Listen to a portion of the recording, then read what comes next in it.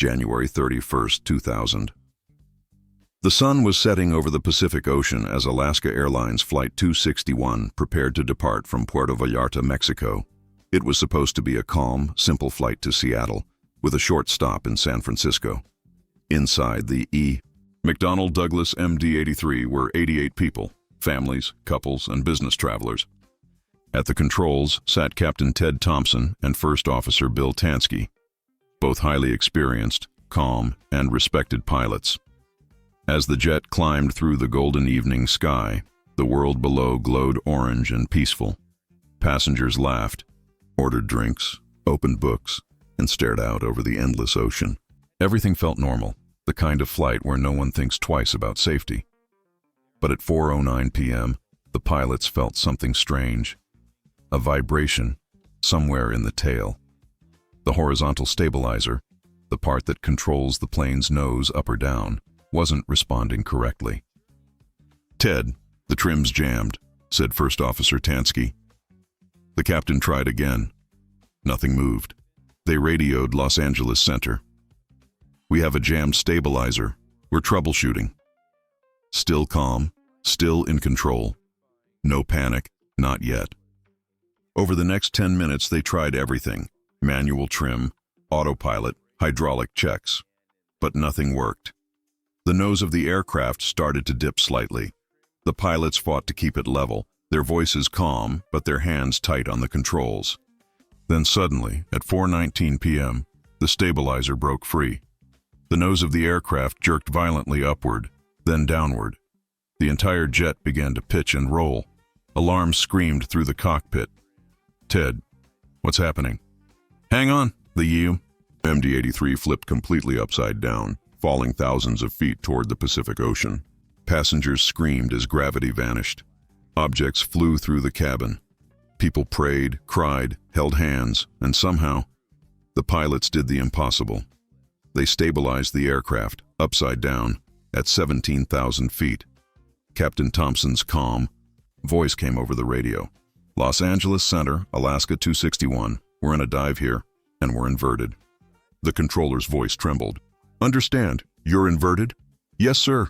We're trying to get it back under control." The two pilots worked together, fighting every second just to keep the aircraft from rolling.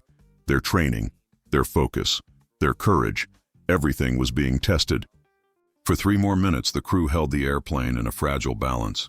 Captain Thompson spoke quietly. "We're trying to get to level flight. We have very little control."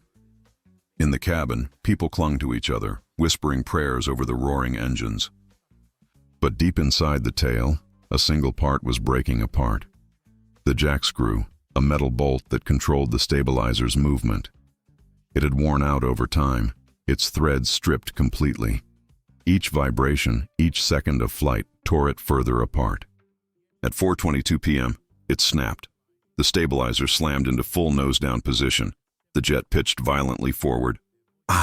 Here we go again. The MD-83 rolled inverted once more, diving toward the ocean at over 300 miles per hour. Captain Thompson's last words echoed through the radio. "We're out of control. Mayday, mayday." At 4:22 and 30 seconds, Alaska Airlines Flight 261 slammed into the Pacific Ocean, 40 miles north of Los Angeles. The impact shattered the aircraft instantly. All 88 souls on board were lost. Rescue helicopters arrived minutes later. All they found was debris floating on the waves, seats, luggage, and an oil slick stretching across the water. The ocean was eerily calm, hiding the violence that had just happened. When investigators recovered the black boxes, they listened in disbelief. The pilots' voices were calm, steady, even in their final seconds. There was no fear, only determination. The investigation revealed the truth. The jack screw nut, worth just a few dollars, had been worn out. It hadn't been replaced or properly lubricated during maintenance. The warnings were ignored, and the system failed. A single mechanical failure, just one piece of metal, brought down an entire aircraft. The tragedy changed aviation forever. Maintenance schedules were rewritten. Every MD-80 aircraft was inspected, and new fail-safe designs were introduced so that one part could never again cause such a disaster. But what people remember most is the courage of those final minutes. The calm voices of Captain Ted Thompson and First Officer Bill Tansky, fighting until the very end. They never gave up. They gave everything they had to protect the people behind them. Today, near Anacapa Island, families gather every year.